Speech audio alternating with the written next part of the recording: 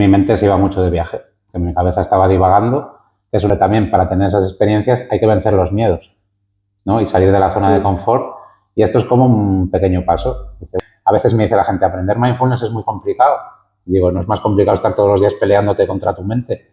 Y me dice, sí, la verdad es que sí, que eso es más complicado. Tú, en tu camino de desarrollo personal, igual que yo en el mío, yo no creo en un dogma. Yo no creo, o sea, lo que me funciona a mí no tiene por qué funcionarte a ti al 100%. Yo a la gente le animo, coge esto de aquí, vete creándote tu propio manual de vida y tus propias herramientas y coge lo que te funcione. Y sobre todo, abre tu mente, investiga, ponte a leer y irás cogiendo muchas cosas y muchas filosofías que te van a venir muy bien. Yo creo que es un poco el espíritu, es como la vida misma, o sea, aprendizaje. Entonces, la programación lingüística diría, yo no puedo correr como un Usain Bolt, por mucho que quiera. Pero si yo copio las técnicas, la manera de pensar, la manera de enfocar de Usain Bolt, voy a correr lo más rápido que yo pueda. También me han dicho, tú para ser instructor de mindfulness, que mal controlas tus emociones. Y he dicho, pero es que no se trata de control de las emociones. Y la gestión de las emociones es que si a mí me apetece llorar, lloro. Si yo me apetece, como no me apetece, enfadarme, pero si me tengo que enfadar por lo que sea, me enfado, porque si no lo otro es una especie de prisión. O sea, se trata de gestionar las emociones y convivir con ellas. No se trata de eliminarlas. Bienvenidos al podcast Belleza Empodera. Hoy estamos con Raúl Canales Crespo, que nos va a contar todo sobre su trayectoria en el mindfulness y programación neurolingüística, y encima nos va a hablar sobre esas técnicas, esas dinámicas que también va a aportar en este centro, en Paysense Academy. Así que vamos a comenzar con la entrevista. Muchas gracias por venir, Raúl. Bienvenido a Belleza Empodera. Y bueno, te voy a hacer diferentes preguntas para que nos cuentes un poco y que la gente, pues todos los oyentes que tenemos, que conozcan qué es el mindfulness y esa fusión también que haces con la programación neurolingüística, ¿verdad? Entonces, cuéntame un poco tu trayectoria, quién eres y cómo has llegado al mundo del mindfulness y a estar conectado con estas técnicas y estas herramientas. Bueno, pues lo primero de todo, agradeceros a vosotros invitarme. Y mi trayectoria en el mindfulness es un poco visto desde el punto de vista de una persona que tenía mucha ansiedad. Yo tenía muchos problemas de ansiedad. Me imagino que, como mucha gente que nos está viendo, intenté 1000 métodos para eliminar esa ansiedad, muchos de ellos no demasiado saludables, o no demasiado sanos, digamos. Y al final, pues la vida me llevó hacia este camino. Yo ya me hablaron de esta herramienta. Al principio, cuando me hablaron, era bastante escéptico. Me sonaba un poco a chino porque yo no era una persona excesivamente espiritual. Entonces tuve un poco como de resistencia. Con el tiempo, la vida me llevó otra vez a una situación complicada, una situación personal complicada, como nos pasa a mucha gente que acabamos en este mundo. Y me acordé que tenía esta herramienta. Dije, tienes una herramienta no para estar feliz o para estar bien, porque no es una garantía de estar bien, no es una varita mágica, sino para gestionar todas esas emociones que muchas veces nos sobrepasan. Y creo que en este punto en el que he estado yo, está mucha gente. Entonces yo, como me acordaba que tenía esta herramienta, como había estado ya observando algo y estudiando algo, dije, voy a usar esta herramienta. Me ayudó a afrontar esa situación, me dio bastantes herramientas, me dio bastantes recursos y principalmente lo que más me interesa es en el mindfulness. El mindfulness o la atención plena me parece muy interesante. Yo detecté, como también le pasa a mucha gente, que mi mente se iba mucho de viaje, que mi cabeza estaba divagando, que es una cosa que le pasa a la mayoría de la gente, pero no somos conscientes. Entonces, lo primero que te pasa es una especie de shock, porque claro, en el momento que tomas conciencia dices, claro, yo voy con el piloto automático a todas partes, pero yo no soy consciente de que mi mente divaga tanto. Entonces, la herramienta de atención plena a mí personalmente me cambió la vida, porque yo era una persona que vivía atrapada en mis pensamientos. Entonces, como lo empecé a implementar en mi vida, un poco quizás, no sé si decir de manera un poco egoísta, pensé, si lo enseño, yo lo voy a aprender mejor y lo voy a practicar mejor. Entonces, en la época del COVID y demás, empecé a formarme, primero formándome online, luego ya hice un par de cursos presenciales y la verdad que me entusiasmaba. Y la PNL, que es la otra cosa que enseño, la programación neurolingüística, que le explico un poco a la gente porque la palabra se las trae, suena un poco a rotura de estas de cerebro. Sí. La programación neurolingüística es tan sencillo como si cambias tu manera de expresarte, vas a cambiar tu manera de pensar y a la vez tu manera de actuar. Y habla mucho del mapa mental, que el mapa mental es nuestra interpretación del mundo, de cómo nosotros interpretamos el mundo. Tú no lo vas a interpretar igual que yo, ni la gente que nos está viendo lo va a interpretar igual que nosotros. Entonces, la programación neurolingüística trabaja sobre el mapa mental para darte más opciones. Cuantas más opciones, cuanto más amplio sea tu mapa mental, más alternativas vas a tener, más posibilidades tienes de que te vaya mejor en la vida. Y la programación neurolingüística va muy enfocada al cambio. Te da herramientas para ese cambio. Por ejemplo, la programación neurolingüística, lo que han hecho expertos es imitar la manera de funcionar y la manera de pensar de gente que ha triunfado en ciertos campos. Entonces, la programación lingüística diría, yo no puedo correr como Usain Bolt, por mucho que quiera. Pero si yo copio las técnicas, la manera de pensar, la manera de enfocar de Usain Bolt, voy a correr lo más rápido que yo pueda. Y eso es maravilloso. Y ahora estoy hablando de deporte, pero se puede aplicar perfectamente a la vida. A todo, eso es. Hay gente que suele tener la creencia, digamos, respecto al mindfulness, a la meditación, ¿no? Incluso en la parte de herramientas de programación lingüística, que esa parte de necesito dejar la mente en blanco. ¿Eso es cierto? ¿Realmente necesitamos dejar la mente en blanco? Ese es, diría yo, el mayor error que le pasa a la gente a la hora de ponerse a meditar y que a mí yo lo sufrí en su día. Cuando tú eres una persona que tiene un montón de pensamientos, dejar la mente en blanco es una utopía. Eso es prácticamente imposible. Entonces la gente se piensa que se va a sentar a meditar y ya por el hecho de sentarte a meditar, poner una música relajante, unas velitas y tal, como que tu mente se va a quedar en blanco. Eso no va a pasar. De hecho, no es el objetivo. ¿Para qué queremos dejar la mente en blanco? El objetivo es aprender a convivir con tus pensamientos y no huir de ellos. Porque la mayoría de la gente, yo el primero, hemos querido eliminar esos pensamientos y los pensamientos es algo que tienes en la cabeza y vuelven. Entonces esto sería más una convivencia. Aprender a convivir con tus pensamientos. No dejar la mente en blanco ni tratar de eliminarlo. A lo mejor monjes budistas que llevan practicando la meditación desde niños son capaces de dejar la mente en blanco.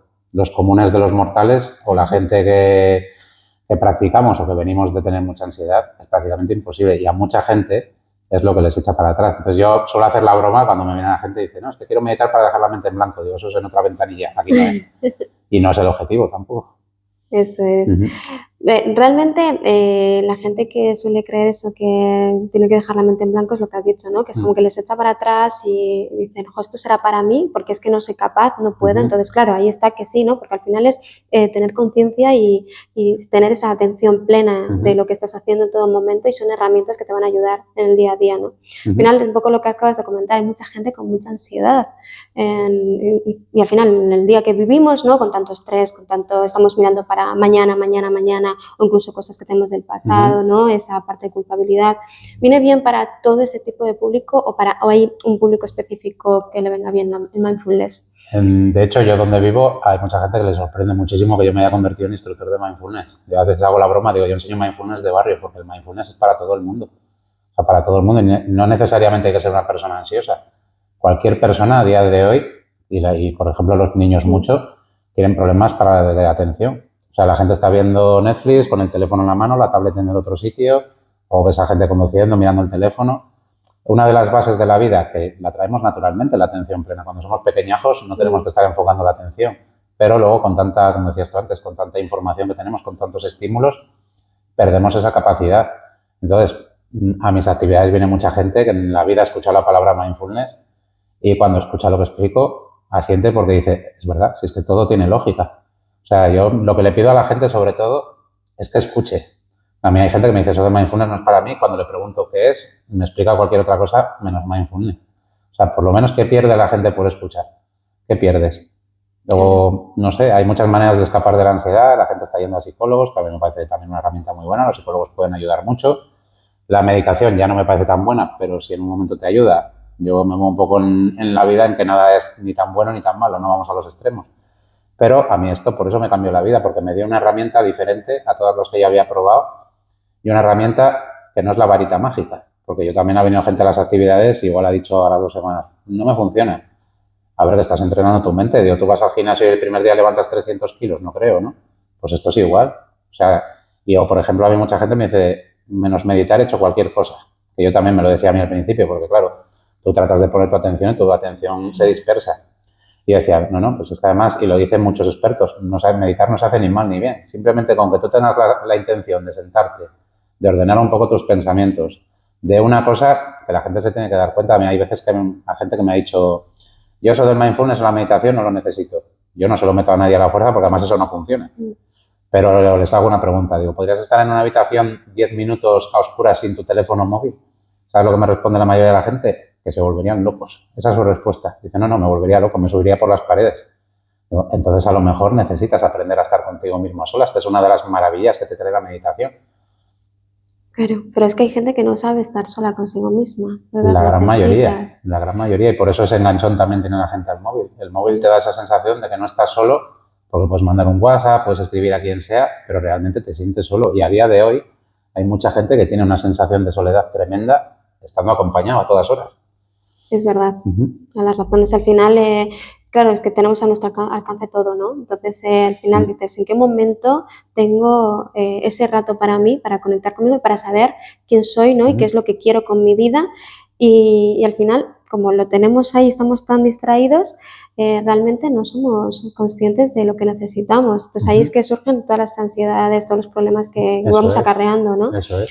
Entonces, ¿cómo explicarías para la gente que está en sus casas y que necesita desconectar, o cómo hacerles saber también que es necesario estar con uno mismo y que estas prácticas les puede ayudar? O sea, ¿qué tips o qué consejo le darías? Mira, yo desde la distancia? Sí, perdona. Parto de la base de que entrenar la atención ya es algo maravilloso.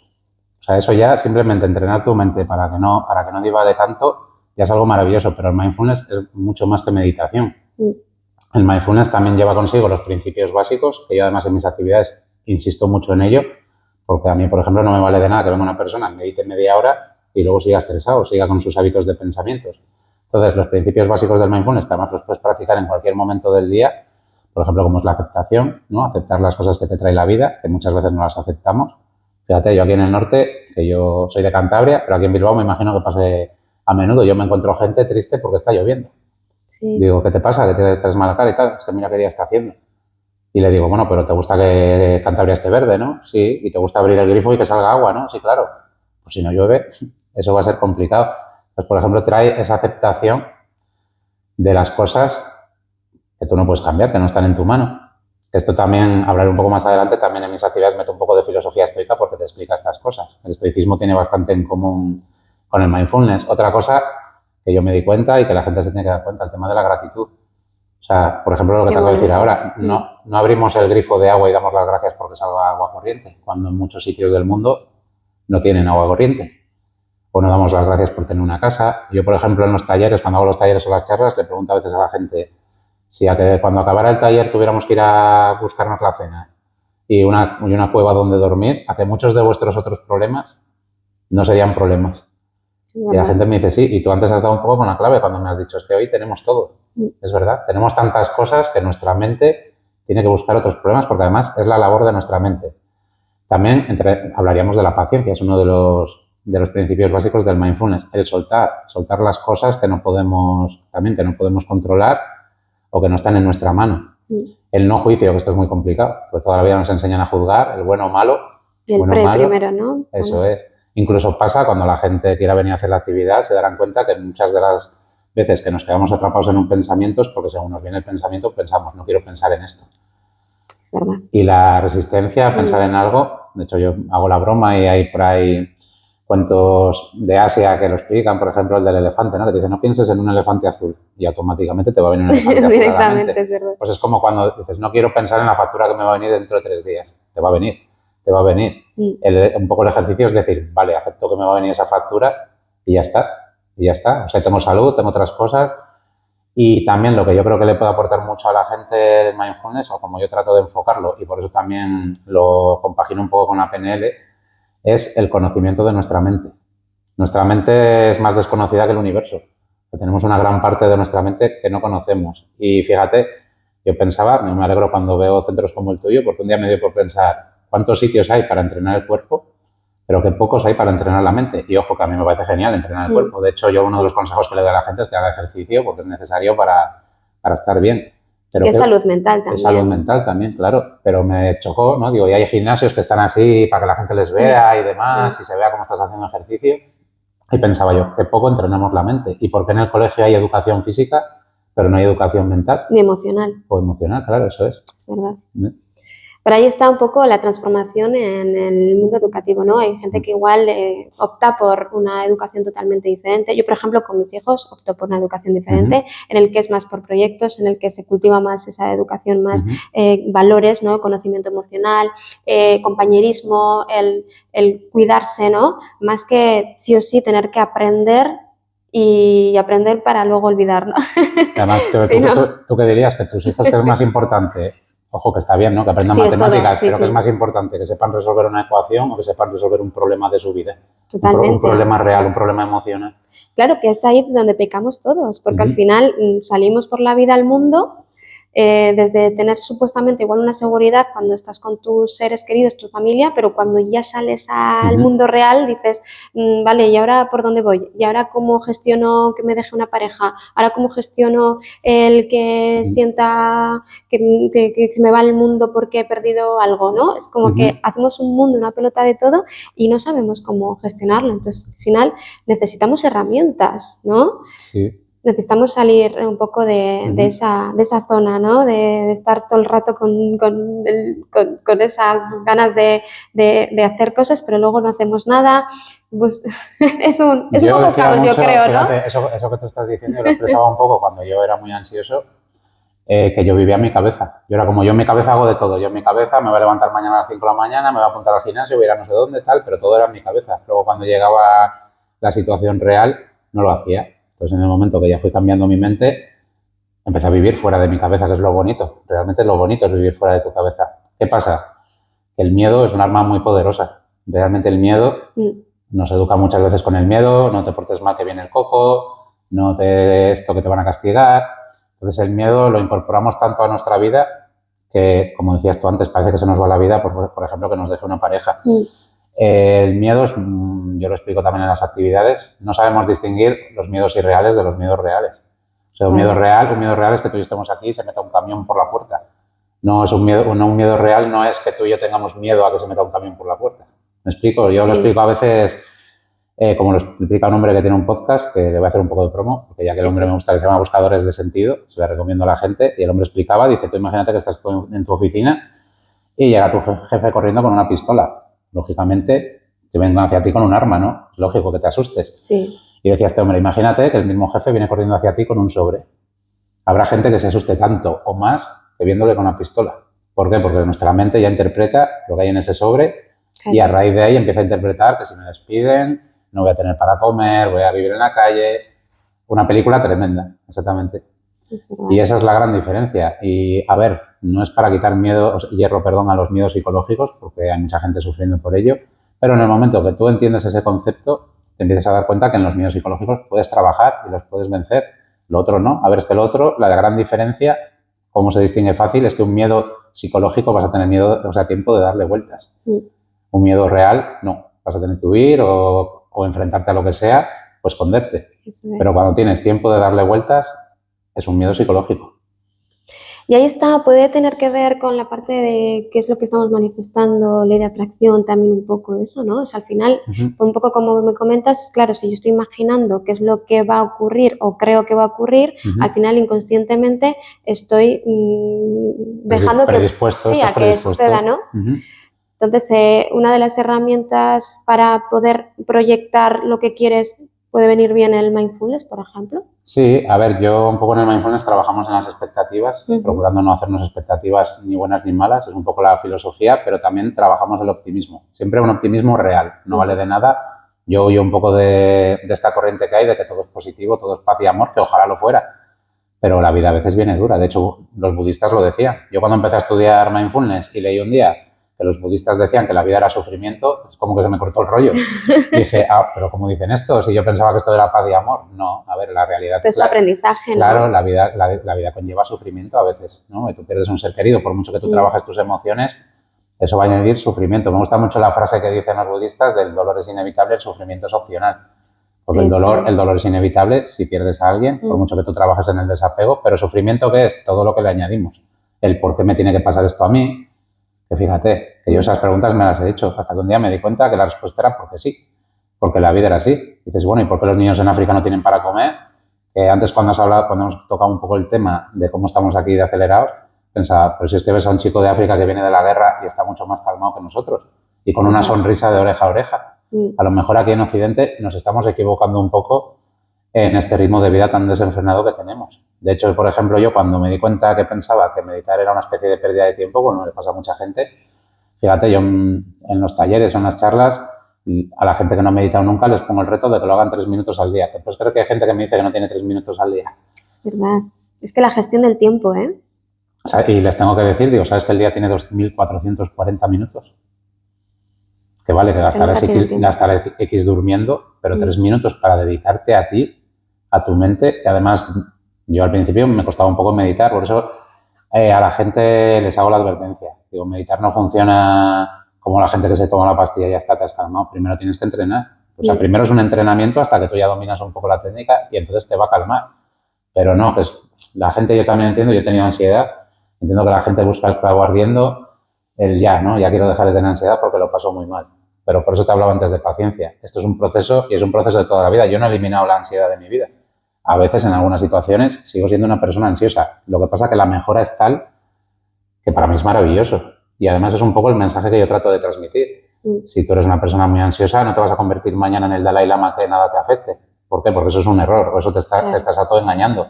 Pero vas a tener herramientas. Yo a veces hacía la comparación, decía, la ansiedad es una especie de dragón, ¿no? O un monstruo muy grande, un Godzilla, y si no tienes herramientas es como si te estás enfrentando a él con un palillo. En el momento que tú incorporas herramientas, no es la llave mágica, como te decía antes, pero tienes ya recursos.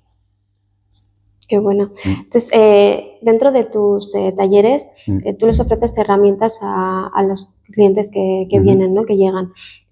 Son herramientas que las pueden utilizar en sus casas, en su vida diaria, ¿no? O sea, al final es enseñarles para que ellos, pues bueno, pues tomen esa conciencia y que les dediquen esos 3 minutos que has dicho o más minutos, ¿no? Si lo tienen, que sería lo ideal. Sí, a ver, los 3 minutos es una pequeña trampa que además se lo digo a la gente, les pongo el reto de 21 días, que no es, está demostrado que no porque lo hagas 21 días lo vas a estar haciendo el resto de tu vida, pero ayuda a crear el hábito. Entonces, yo digo que 66 tiene que ser. 66, pues mejor, sería mejor, pero es un poco para que la gente haga eso de los 3 minutos y si lo estás haciendo un par de semanas lo vas a empezar a notar ya, con solo 3 minutos. Vas a notar que un día que te enfadabas ya no te enfadas, que otro día que te empiezas a poner súper nervioso eres consciente de ese nerviosismo mucho antes y vas a decir, esto es maravilloso. Vas a decir un día, si ya me siento a leer un libro que yo antes era incapaz y ahora me puedo sentar a leer un libro. O sea, creo que trae algo maravilloso. Claro, porque al final es que necesitamos dedicarnos tiempo. Es que yo creo que al final cuando dicen que no tienen tiempo es porque estamos postergando constantemente. Es como, ya lo haré y hacemos otras cosas que no tienen nada que ver con nosotros, ¿no? Sí. Entonces, también para a esas personas les puedes ayudar a cómo gestionar su día a día, por ejemplo. Puede venir bien, claro. ¿No? Al final... una cosa que yo enseño, que trato de transmitir, es que para la persona que jamás en su vida tiene un momento de consciencia, el tener un momento de consciencia al día ya es maravilloso, porque ya estás saliendo de ese piloto automático y estás viendo además que hay otra alternativa, que hay otro punto de vista. Entonces, por supuesto, desde mi experiencia, porque yo vivía así, vivía sin poder parar un segundo, que eso que dices tú también de que la gente como que no encuentra el momento tiene que ver con que parece que si no estamos produciendo dinero o cosas, si no hay nada tangible, o sea, que el sentarte así a respirar y esto como que es una pérdida de tiempo, como que no aporta nada a tu vida.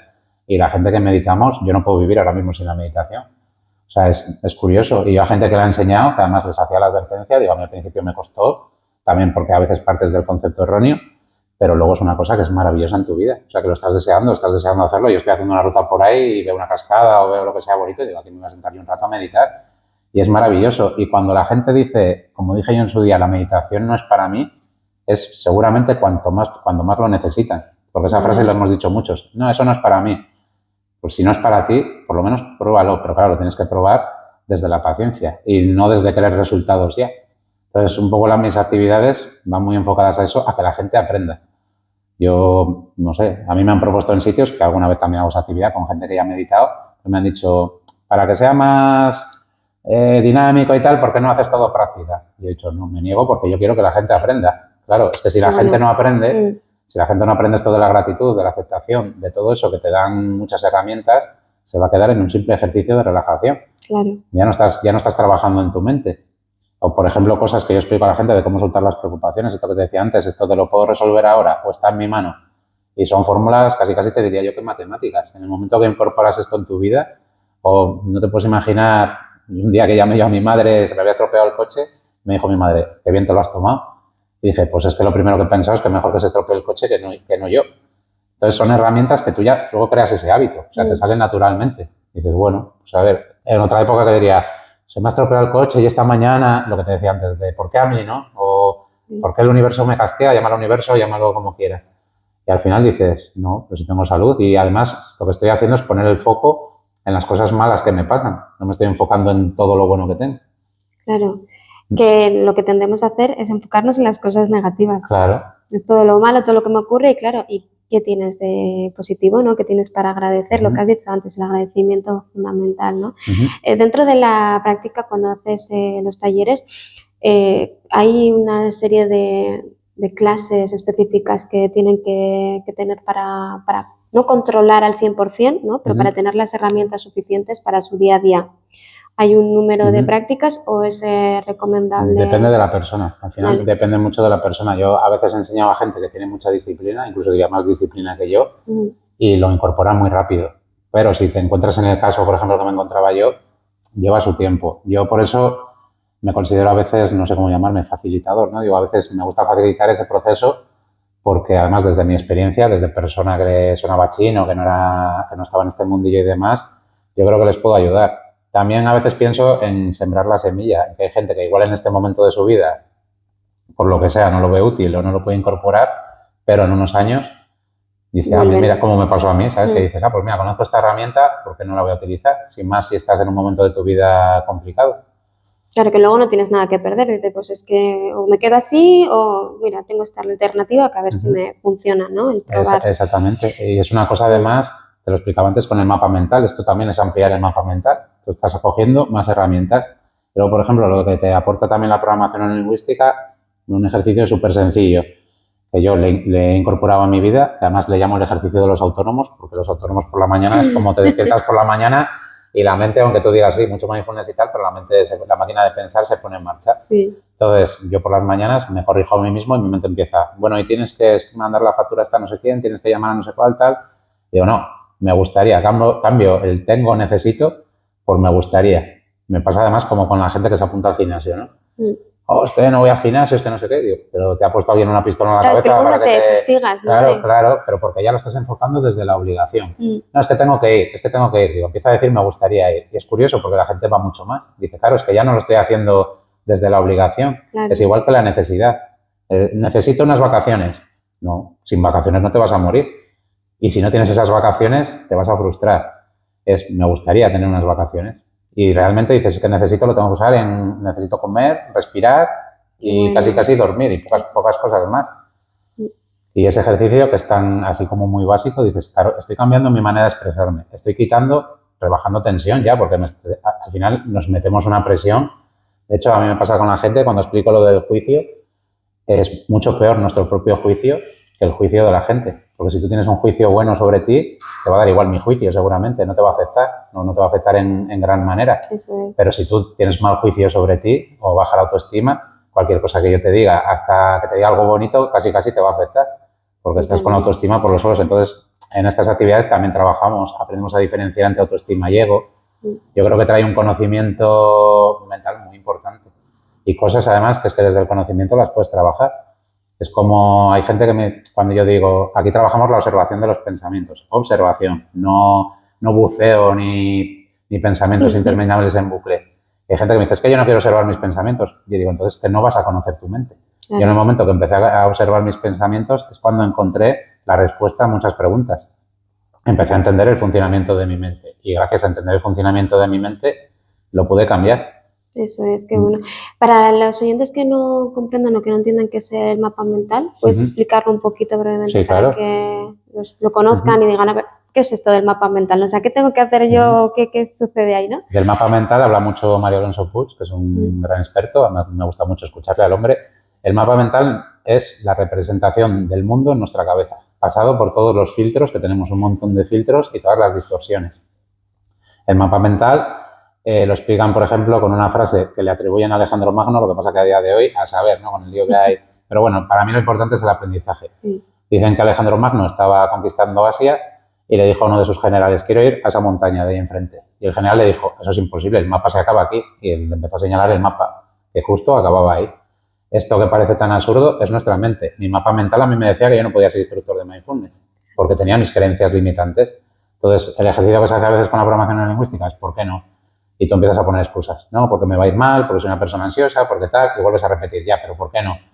Y llega un momento en el que te sientes tan ridículo poniendo excusas que dices, ¿por qué no lo voy a probar? O por qué, si a lo mejor luego me va mal, es verdad, a lo mejor luego lo practico, lo enseño tal y no me va bien, pero yo tengo que intentarlo. Entonces, cuantísima gente vive a día de hoy atrapada en el mapa mental pensando que no puede ir más allá. Eso también lo llaman, que se llama la impotencia aprendida, o lo cuenta muy bien un cuento de Jorge Bucay que explica a un elefante que está en el circo y tiene una cuerda, entonces solo se mueve en el círculo ese. Y le quitan la cuerda y se sigue moviendo en el mismo círculo. El ser humano somos un poco parecidos también en ese aspecto. Y cuánta gente, cuánta gente ha venido a trabajar, ha venido a las actividades y demás, y hemos hecho ese ejercicio. Yo les pregunto, ¿cuál es tu sueño? ¿Qué te gustaría hacer? Me gustaría lo que sea, ¿no? Yo qué sé, comprarme un barco. ¿Y por qué no lo haces? No, porque es que no tengo dinero. Bueno, pero ¿por qué no ahorras? ¿Por qué no te pones a trabajar en tu sueño? No, es que empiezan a poner tantísimas excusas que al final dices, esa es tu mente diciéndote que no puedes. ¿Por qué? Porque a tu mente no le gusta salir de la zona de confort, no le gusta el cambio, nos aterroriza el cambio. Pero es que el que no cambia, si tú no hubieras cambiado no estarías aquí entrevistándome, si yo no hubiera cambiado no estaría aquí hablándote de mindfulness, y es bonita y la experiencia es muy bonita. Es verdad. Y al final has pasado por una transformación de decir, es que tenías ansiedad y ahora mismo eres capaz de gestionar esas circunstancias, bueno, todo lo que sucede en tu día a día, ¿no? Gracias al mindfulness. ¿Tienes alguno de tus alumnos o clientes o como le llames, de alguna experiencia o algo que te haya impactado, ¿no? Con el mindfulness, que haya a mí me han hecho hasta llorar de la emoción. O sea, a mí me ha escrito gente y me da hasta un poco vergüenza decirlo porque a veces en alguna actividad me han dicho, no digas lo de que el mindfulness te cambió la vida por un poco por el tema este que suena como a marketing. Y yo dije, pero es que yo no digo en qué punto me cambió la vida, me cambió la vida. ¿Cómo te puedo decir apuntarme al gimnasio? Me cambió la vida. A mí me ha escrito gente diciendo que le ha cambiado la vida. Y además la gente, un poco el toque que yo le doy, que a la gente le resuena mucho, porque le resuena y a veces me dicen, no, si yo he estado en la misma situación que tú, y no es que yo trate de dar ejemplo de a nadie, porque no creo que tenga que ser ejemplo, pero sí la gente me hace llegar eso. Me dice, es que desde que conozco este mundo, o por ejemplo lo del mapa mental, un día empecé a enseñar a una mujer, la mujer la verdad es que era una eminencia, leía muchísimo, y a veces tenía la sensación hasta de, bueno, si esta mujer casi sabe más que yo. Entonces me dijo, me has hecho un gran regalo, Raúl. Dice, esta enseñanza que me has hecho del mapa mental ha sido un gran regalo. Y yo dije, bueno, pues te agradezco que pienses así. Digo, a mí también me vino muy bien. Porque también lo llaman la teoría de la mente. La teoría de la mente es en el momento que tú entiendes que la gente ve el mundo desde otro punto de vista. Como cuando la gente dice, es que yo tengo la razón. No, tú tienes tu razón y la otra persona tiene sus razones. Y no tiene por qué ser ninguna de las dos, ni tiene por qué ser así. Entonces, en este mundo en el que vivimos, la gente se mata por sus ideas o se mata por su mapa mental.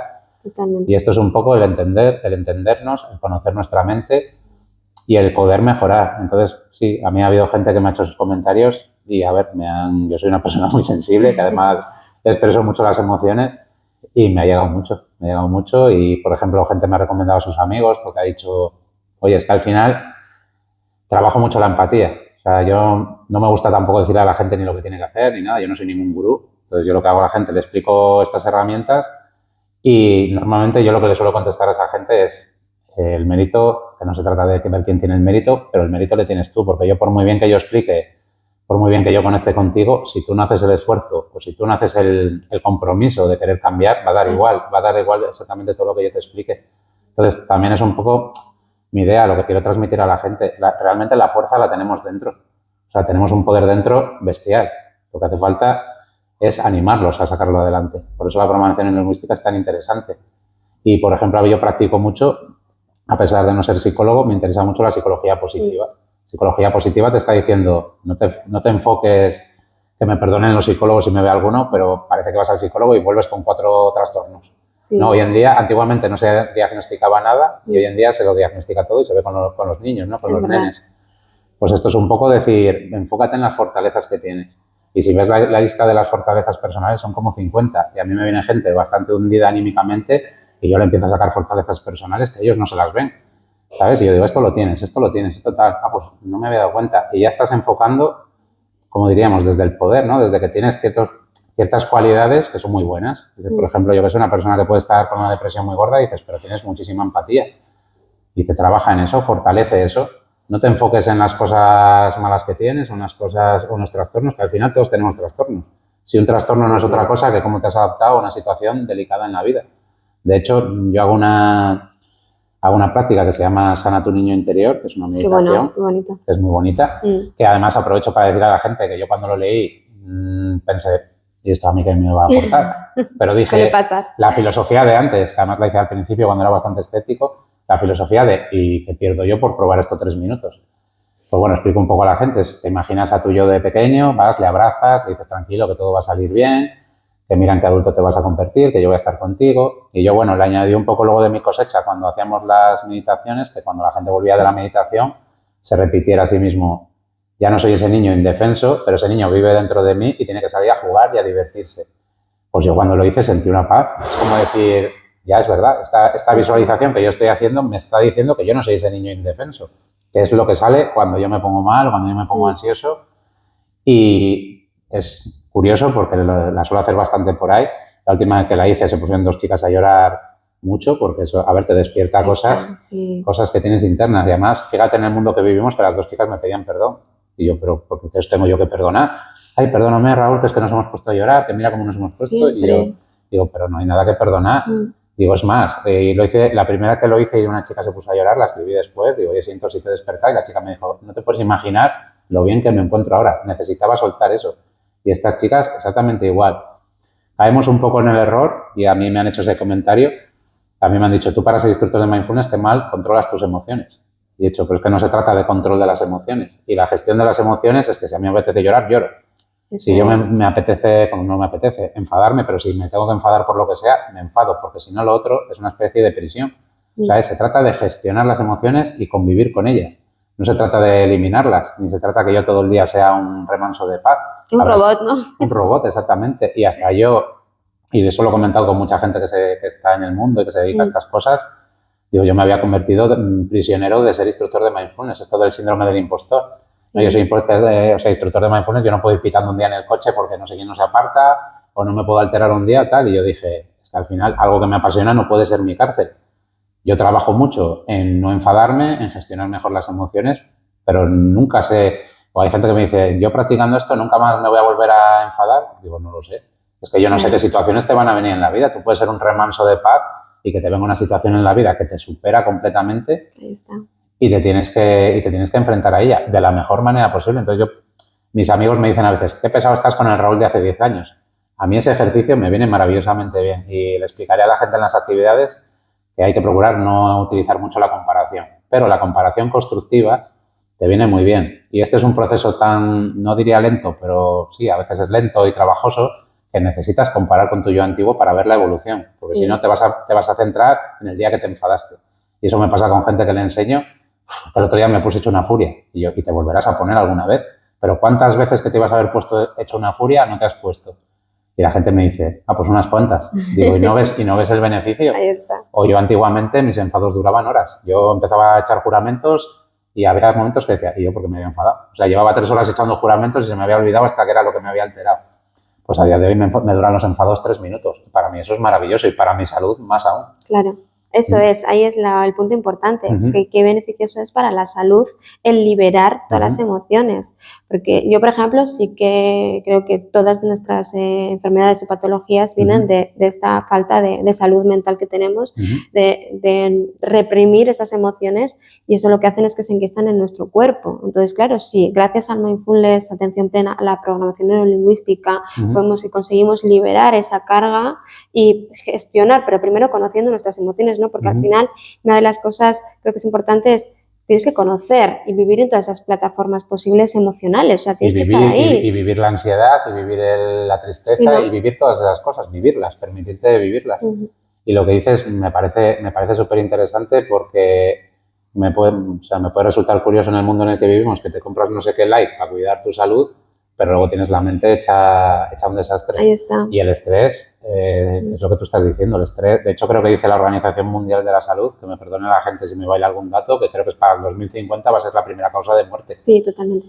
Sí. Y es así. Y además, el año no lo sé, pero, pues pero ahí, sí. O será aproximadamente, pero claro. A ver, seguramente no es que la gente se murió de estrés, no se murió pues de un infarto, de consecuencias derivadas del estrés. Pero está clarísimo. Claro, porque afecta al final a nivel orgánico. Sistema inmunológico. Eso es. si alguno de los órganos no funciona correctamente, afecta a otro órgano y eso hace que realmente al final a la larga termines enfermo. O sea, es así y que está demostradísimo. Experimentos con animales. Los animales en el momento que llegaban a niveles de estrés se dejaban morir, literalmente. Eso es. Y a mí me ha pasado yo cuando tenía problemas de estrés y a la gente le pasará a veces estás en la cama que no te puedes mover. O sea, es como te sientes peor que de ninguna de las maneras. Y lo triste a la vez y curioso es que realmente muchas veces ni siquiera son problemas o no son problemas verdaderamente gordos, pero no les damos la dimensión adecuada. Yo uno de los ejercicios que hago y que explica también muy bien la filosofía estoica es lo de relativizar. Cuéntanos un poquito sobre la filosofía estoica. La filosofía estoica a mí me encanta porque son... a mí la filosofía me encanta también. Son un poco bestias. Los estoicos más o menos te dicen, utilizan mucho la expresión memento mori. Memento mori quiere decir recuerda que morirás. Más o menos te están diciendo, ahora que sabes que te vas a morir, disfruta la vida, ¿no? O sea, que te vas a morir es una gran verdad y es algo que no vas a poder evitar. Disfruta la vida. O te explican también estas cosas, por ejemplo, lo del pensamiento dicotómico. No todo puede ser blanco o negro. La dicotomía del control también, que está en mi mano, que no está en mi mano. Por ejemplo, a mí, conduciendo, que es una de las cosas que más me cuesta practicar el mindfulness, pues dices, bueno, tú vas así súper tranquilo, pero de repente viene alguien. Entonces yo un día dije, bueno, tengo que trabajar un poco estas emociones, ¿no? Y me puse a estudiar una cosa de Séneca y Séneca decía, cuando tú te encuentras a alguien por ahí que te está increpando, es un perro ladrando. ¿Por qué te ladran los perros? Los perros ladran porque tienen miedo. No te ladran porque te tengan manía, ni porque no les guste tu peinado, ni nada. Si te encuentras una persona por ahí increpándote, también es una persona que está sacando sus miedos a la luz. Tú, si vieras a un perro ladrando, ¿te podrías ladrar al perro? Y yo dije, no, ¿cómo me voy a poner yo a ladrar a un perro? Corriendo. Me vería ridículo, ¿no? Además, te pones ahí a...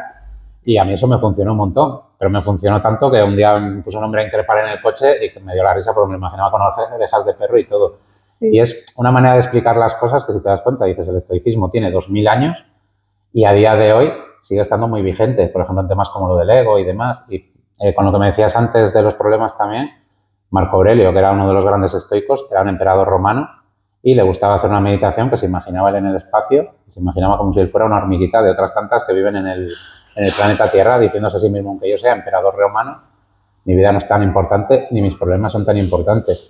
Y ese punto que tiene el estoicismo es súper práctico, es una cosa que a la gente le llega un montón. Porque no se andan con chiquitas a la hora de explicarte. Parece una filosofía muy interesante, aunque también aviso a la gente, es muy difícil ser estoico a día de hoy. O sea, estoy con la antigua Grecia, o por ejemplo hay cosas con las que yo no estoy de acuerdo con el estoicismo, que es Séneca vivía como un pobre y tenía no sé cuánto dinero, porque pensaba que así se preparaba para si venían tiempos duros. Yo, bueno, tengo un poco de idea de disfrutar más la vida, en ese aspecto soy un poco más epicúreo, pero los epicúreos hablan más del disfrute y del placer. Entiendo el punto, ¿no?, de que te prepares para situaciones, pero a lo mejor esas situaciones nunca llegan. Eso, claro. Perdón, lo veo un poco masoca, eso lo veo un poco masoquista. Pero también yo lo que trato de transmitir, por eso hago este pequeño pupurrí, ¿no?, cuando explico a la gente, es que me imagino que tú en tu camino de desarrollo personal, igual que yo en el mío, yo no creo en un dogma. Yo no creo, o sea, lo que me funciona a mí no tiene por qué funcionarte a ti al 100%. Yo a la gente le animo, coge esto de aquí, vete creándote tu propio manual de vida y tus propias herramientas y coge lo que te funcione y sobre todo abre tu mente, investiga, ponte a leer y irás cogiendo muchas cosas y muchas filosofías que te van a venir muy bien. Yo creo que es un poco el espíritu, es como la vida misma, o sea, aprendizaje. Que a mí a veces me dice la gente, aprender mindfulness es muy complicado. Digo, ¿no es más complicado estar todos los días peleándote contra tu mente? Y me dice, sí, la verdad es que sí, que eso es más complicado. Digo, a ver, no es complicado, realmente lo que cuesta es cambiar tu manera de pensar, porque estamos acostumbrados a ir a 200 por hora, entonces el mindfulness te dice, frena, frena, encuentra tus momentos de espacio y observa, párate y observa, que es algo que parece que no, pero es que si no te paras y observas, no vas a ver lo que tienes delante. Eso es, y que te pierdes muchas cosas, ¿no? Te pierdes, claro, yo por ejemplo en una de las meditaciones que hago, cuando hacemos las meditaciones, yo muchas veces en los talleres hago meditaciones súper sencillas porque la gente jamás en su vida ha meditado. Entonces, cuando yo les digo de volver a tener la atención, ¿no?, de soltar los pensamientos y demás, una de las metáforas que yo les enseño para facilitar ese proceso es que imaginen que sus pensamientos es una nube. Y digo, ¿qué pasa si te quedas mirando cada nube que pasa por el cielo? Que no te enteras, que te están robando la cartera y no te enteras porque estás así embobado. Con los pensamientos es exactamente igual. Si tú te paras y te enredas en cada pensamiento que pasa por tu cabeza, al final no vives. Claro. Y la gente que hemos tenido ansiedad, tenemos mucho esa sensación de haber dicho, Yo, por ejemplo, digo, a mí de los 20 a los 30 años se me pasó la vida así. O sea, no tuve constancia de haber vivido. Y luego tenemos un poco un concepto de la vida un poco extraño o un poco difuso, que es, queremos tener una vida muy larga, pero ¿de qué me sirve a mí vivir 140 años si no tengo experiencias bonitas en la vida?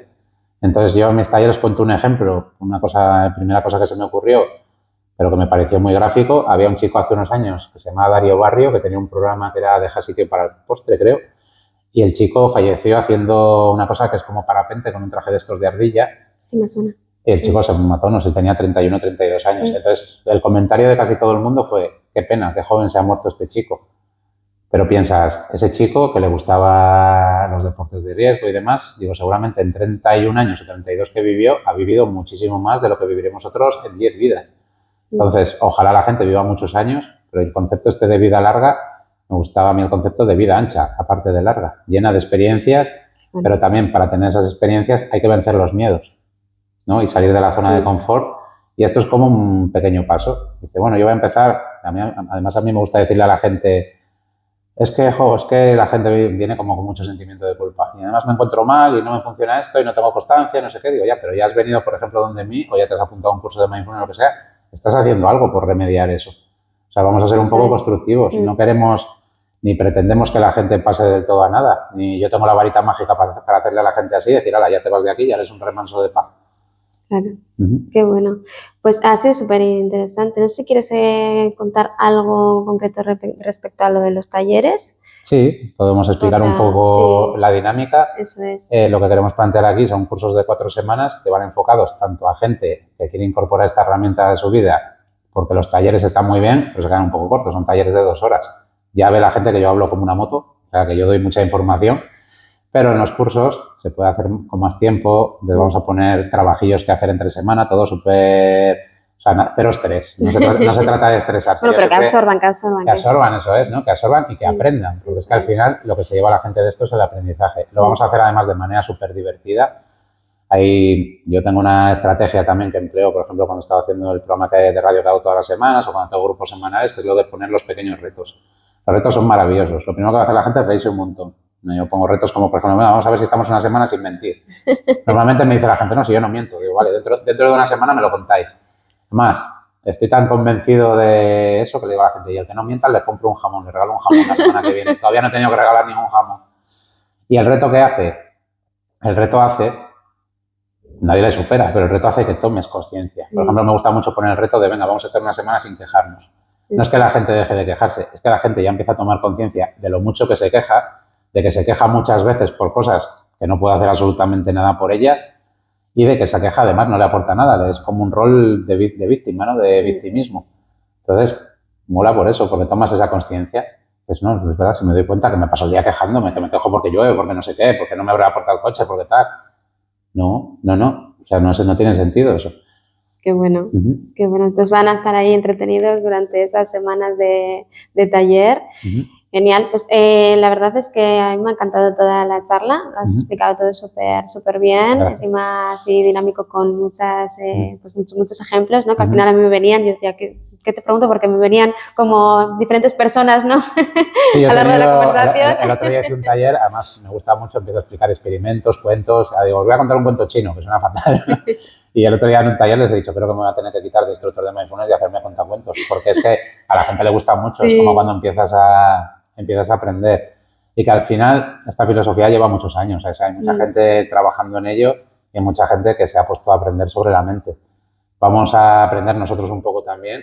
Yo animo a la gente de verdad a que por lo menos se informe, piense qué le puede aportar esto a su vida y piense si este aprendizaje no es algo súper valioso. Yo, por ejemplo, cuando hago actividades para los niños, a veces me llaman los padres, ¿no? Y dice, ¿y por qué crees que debería apuntar al niño al taller? Yo te soy sincero, digo, ojalá yo esto que sé me lo hubieran enseñado en el cole. Totalmente. Ojalá. Entonces pienso que es algo súper valioso. Luego yo trato de explicarlo de manera muy comprensible, o sea, de manera muy práctica.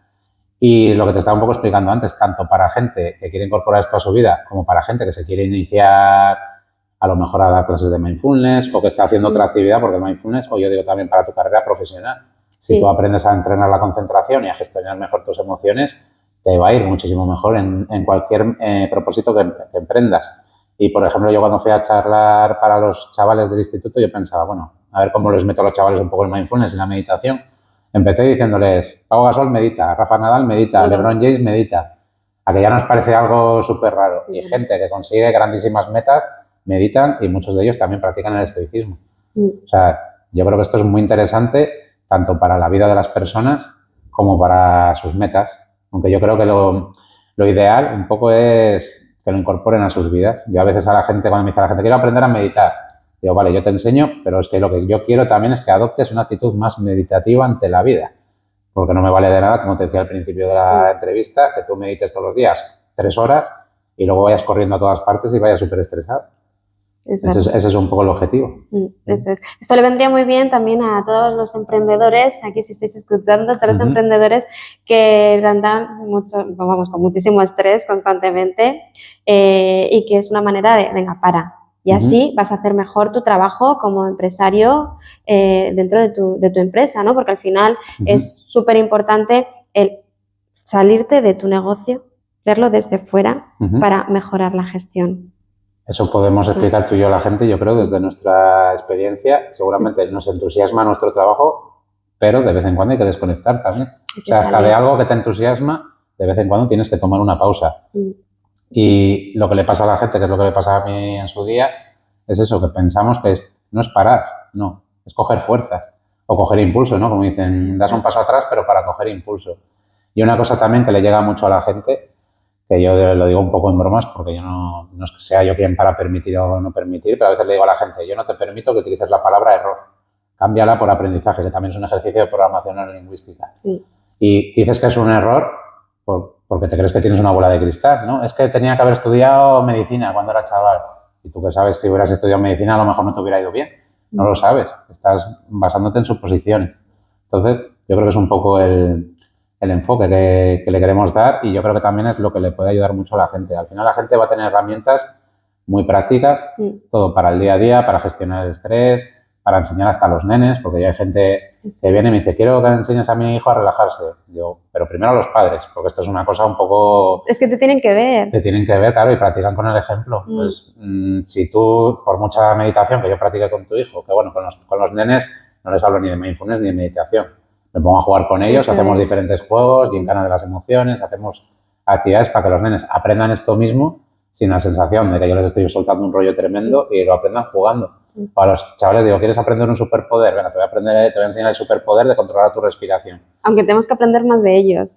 Claro, sí, realmente, mira, de los chavales te diría yo y de los animales. Yo tengo una gata y muchos de los problemas que tenemos el ser humano es que hemos perdido como esa parte animal que tenemos. Yo pienso en mi gata y digo, ¿cuáles son los problemas de mi gata en el día a día? Comer, ir al baño y si juego ya con ella ya tiene el día maravilloso. Digo, pues a lo mejor el ser humano también tendríamos que empezar a relativizar. Yo a veces pienso, yo estoy sano, mis seres queridos están sanos, tengo mi casa, tengo mi gata, bueno, mi gata ha enterado de mis seres queridos y ya está. Y todo lo demás son problemas y circunstancias de la vida. O, por ejemplo, la PNL también te dice que la diferencia entre una persona que tiene éxito y una persona que fracasa es que la persona que tiene éxito tiene tolerancia al fracaso y sigue insistiendo.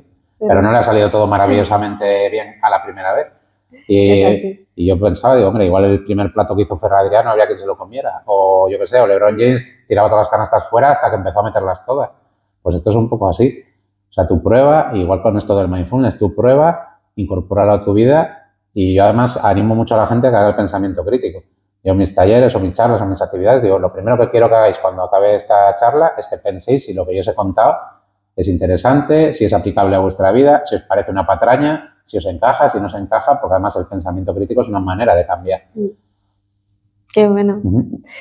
Bueno, pues muchas gracias, Raúl. Yo creo que con esto ha quedado bastante claro a todos los oyentes y bueno, pues para que se inicien, ¿no?, en este mundo de mindfulness y si lo han probado alguna vez, pues que digan, oye, pues ¿por qué no empezar ya ahora a tomar conciencia de mi vida y de lo que quiero en mi vida, ¿no? Y comenzar.